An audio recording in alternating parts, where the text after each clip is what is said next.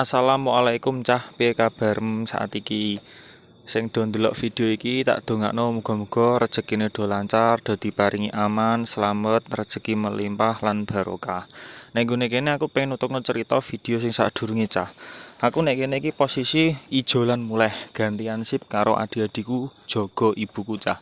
Nek gone posisine nek rumah sakit.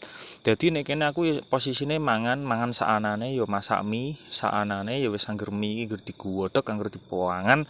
Lah nek gone kene cah, aku ya ora iso ngedohno videone keadaane mbokku sing sakmestine cah. Lah nek gone kene iki aku posisine kebingungan cah. Aku meh dikandani karo bala-balaku dengan kondisine ibuku sing sakmestine. Mosok iya cah.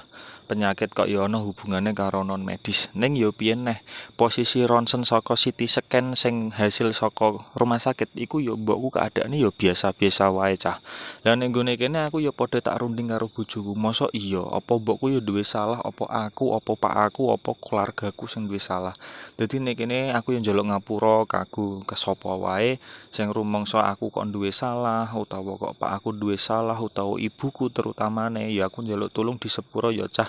Nek kanggo bolo-boloku, saudaraku, tangga-tanggaku njaluk tulung ya padha di sepura. Aku nek kene ya ameh ora percaya, ya ameh percaya, ya ameh piye ning keadaane sing tak delok mbokku winginane ya keadaane kaya ngono. Ya ibuku merasakan kesakitan. Dadi nek sing pengen ngerti penyakite ibuku mesti ya wis do ngerti saka video sadurunge cah. Diagnosane ibuku ya wis kaya ngono kuwi. Dadi engko tak lanjut nek nggone part selanjutnya ya cah. Aja lali di-follow ya cah.